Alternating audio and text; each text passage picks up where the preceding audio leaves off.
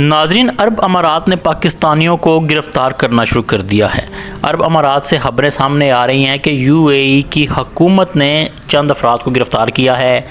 پہلے دیکھیں آپ، یہ دھمکیاں لگا رہا تھا کہ ہم پاکستانی جرنیلوں کی جائیدادیں ضبط کر لیں گے اور ان کو ڈیپورٹ کر دیں گے، پاکستان ہمارا قرضہ واپس کرے، جبکہ اب چند افراد کی گرفتار کی خبریں سامنے آ رہی ہیں۔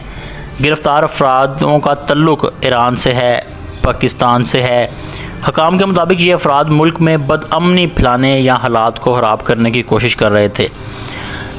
بھارت کے ذریعے جو عرب امارات خود پاکستان میں 20 سالوں سے جو حملے کروا رہا ہے، اس کا کیا؟ خیر، اب ایران نے بھی دھمکی دے دی ہے کہ جنگ بندی کی مدت ختم ہو چکی ہے، اور صرف یہی نہیں بلکہ اس میں دی گئی 1 روزہ مہلت بھی ختم ہو چکی ہے، تو کسی بھی وقت ٹارگٹ سیٹ کر کے وہ حملے کر سکتا ہے۔ سعودی عرب پہلے نمبر پر، دوسرے نمبر پر عرب امارات ہے، لیکن پاکستانی عوام کی گرفتاریاں ناقابل برداشت ہیں۔ ایران نے اعلان کر دیا ہے کہ یہ غیر قانونی گرفتاریاں خطرناک جنگ کو جنم دے سکتی ہیں۔ خیر، اپنے ملک پر معاملات سامنے آئے تو رونا شروع کر دیا۔ میڈیا رپورٹس کے مطابق گرفتار ہونے والوں میں 4 پاکستانی بھی شامل ہیں، جبکہ دیگر افراد کا تعلق ایران سے بتایا جا رہا ہے۔ یو اے ای کے بعض صحافی اور تجزیہ کار یہ دعویٰ کر رہے ہیں کہ ان گروہوں کو کسی تیسرے ملک کی جانب سے فنڈنگ کی جا رہی تھی۔ یہاں پر یہ ٹویٹ دیکھیں، سعید محمد مہدی نے کیا ہے کہ عرب امارات جلد اہل تشیع مسلمانوں کو امارات سے نکالنے لگی ہے، اپنے اثاثے اور کمائی کو محفوظ کر لیجئے گا۔ تو یہ پاکستانی ٹویٹس کر رہے ہیں، کیونکہ اس وقت امارات پاکستانیوں کو دشمن سمجھ رہا ہے۔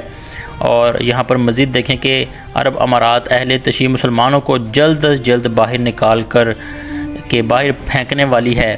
اپنے اثاثوں کو بچائیے اور اپنے محنت کی ہوئی کمائی کو فوراً اسے پیشتران ممالک کے یا دیگر ممالکوں میں منتقل کر دیں جو آپ کے اپنے ہوں، اور اپنے لوگوں کو منتقل کر دیں، کیونکہ ان کی کمائی ہوئی رقم جناب یہ واپس نہیں کرے گا۔ تو یہاں پر سوچا جائے تو رحیل شریف پر بھی بڑا ایکشن ہو سکتا تھا، اور اس طرح دیگر باجوہ پر بھی ہو سکتا تھا۔ چاہے تو ان کی پراپرٹی کو بھی اپنے قبضے میں لیا جا سکتا ہے۔ زرداری کی بیٹی بھی اس وقت یو اے ای میں رہائش پذیر ہیں، جس نے ایران کو لے کر تنقید کی تھی۔ گرفتار شدگان کے پاس سے مختلف کرنسیاں، جن میں ایرانی ریال، اماراتی درہم اور امریکی ڈالر شامل ہیں، برآمد ہونے کی اطلاعات ملی ہیں کہ اس کے علاوہ مزید کہ ان افراد کے پاس سے عرب امارات کے کچھ نقشے تھے۔ اس کے علاوہ کچھ مذہبی نوعیت کا لٹریچر بھی ملنے کا کہا جا رہا ہے۔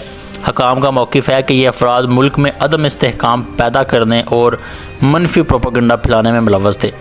سوشل میڈیا پر اس معاملے کو لے کر مختلف آراء سامنے آ رہی ہیں۔ کچھ افراد کا کہنا ہے کہ یو اے ای مخصوص مسلک سے تعلق رکھنے والے لوگوں کے خلاف کارروائی کر رہے ہیں، جبکہ اس بات کی سرکاری سطح پر تصدیق نہیں ہوئی۔ دوسری جانب خطے کے سیکیورٹی صورتحال بھی زیر بحث ہیں، خصوصاً گوادر اور بلوچستان کے حوالے سے مختلف دعوے بھی کیے جا رہے ہیں۔ بعض حلقوں کا کہنا ہے کہ پاکستان نے اس معاملے پر عرب امارات کو پیغام دیا ہے کہ وہ حساس معاملات میں محتاط رہیں، تاہم اس کے بارے میں بھی کوئی واضح سرکاری بیان سامنے نہیں آیا۔ اس طرح سرمایہ کاری کے حوالے سے بھی مختلف خبریں گردش میں ہیں کہ کچھ سرمایہ کار دیگر ممالک جیسے سنگاپور کی طرف سے منتقل ہو رہے ہیں، لیکن اس حوالے سے بھی صورتحال واضح یا یک طرفہ نہیں۔ تو دیکھیں، اس وقت عرب امارات پر جب خود معاملات خراب ہو رہے ہیں تو وہ کیسے چیخ رہا ہے، گرفتاریاں شروع کرتی ہیں۔ خطے کی موجودہ صورتحال میں چند اہم خطرات بھی ہو سکتے ہیں۔ علاقائی کشیدگی میں اضافہ ہو سکتا ہے۔ ایران، سعودی عرب اور پاکستان کے درمیان سیاسی یا سفارتی تناؤ بڑھ سکتا ہے، خاص طور پر اگر ایک دوسرے پر الزامات لگتے ہیں۔ اسی طرح پراکسی تنازعات بھی سامنے آ سکتے ہیں۔ ماضی کی طرح مختلف ممالک ایک دوسرے کے خلاف بلا واسطہ گروہوں کی حمایت کے الزامات لگا سکتے ہیں، جس سے خطہ مزید غیر مستحکم ہو سکتا ہے۔ یہی نہیں بلکہ ایران کو لے کر چونکہ وہاں شیعہ کمیونٹی ہے، فرقہ وارانہ کشیدگی بن سکتی ہے۔ شیعہ اور سنی بنیادوں پر بیانیہ پھیلانے سے نہ صرف خلیج بلکہ پاکستان سمیت دیگر ممالکوں میں بھی سماجی تناؤ بڑھ سکتا ہے، سیکیورٹی خدشات، رسک پیدا ہو سکتا ہے۔ اگر ایسے واقعات میں اضافہ ہوتا ہے تو خطے میں سیکیورٹی سخت ہو سکتی ہے، جس کا اثر عام شہریوں اور تارکین وطن پر پڑ سکتا ہے۔ ڈپورٹیشن کا عمل لازم ہو سکتا ہے۔ دوسری جانب ایران ڈٹ گیا ہے، جنگ بندی کی مدت بھی ختم ہو چکی ہے۔ ان تمام خبروں کو ڈیکوڈ کرتے ہیں کمنٹ سیکشن میں، جلدی سے عمران خان زندہ باد ٹائپ کر دیں۔ جب آپ عمران خان زندہ باد ٹائپ کرتے ہیں تو وطن فروشوں کو، غداروں کو خاص قسم کی آگ لگتی ہے جناب۔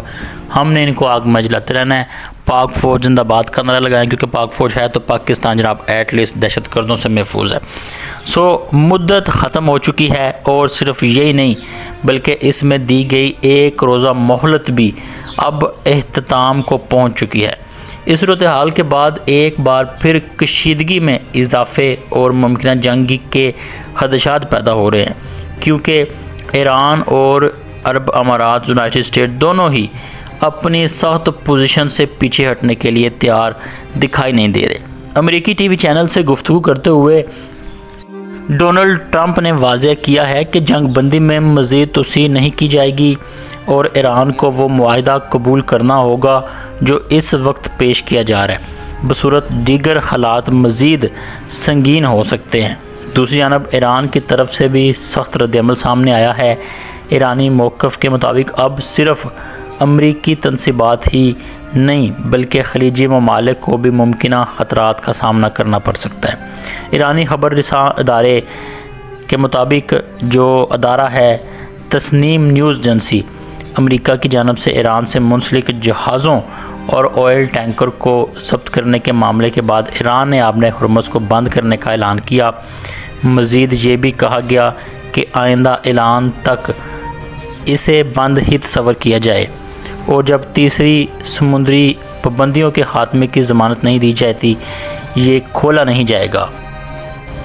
اسی دوران تجزیہ کار محمد مرانڈی نے خبردار کیا ہے کہ لوگ فوری طور پر خلیج ممالک جیسے یونائٹڈ عرب امارات، قطر، بحرین، سعودی عرب اور کویت سے نکل جائیں، کیونکہ صورتحال مزید خراب ہو سکتی ہے۔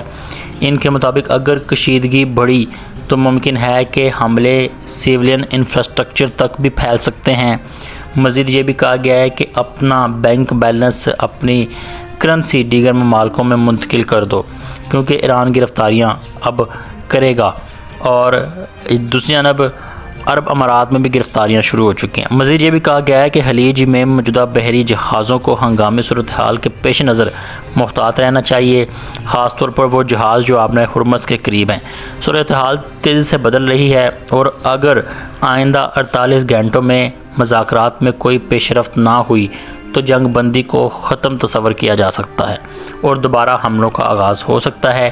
امریکی صدر کے حالیہ بیان کے مطابق امریکہ ایران پر دوبارہ دباؤ حملے کے لیے تیار ہے، تاہم وہ ابھی بھی چاہتے ہیں کہ معاملہ مذاکرات کے ذریعے حل ہو جائے۔ اسی تناظر میں یہ بھی اطلاعات ہیں کہ امریکی نائب صدر جے ڈی وینس کی قیادت میں ایک وفد اسلام آباد آ سکتا ہے، تاہم یہ سوال برقرار ہے کہ آیا ایران بھی مذاکرات کے لیے دوبارہ آمادہ ہوگا یا نہیں۔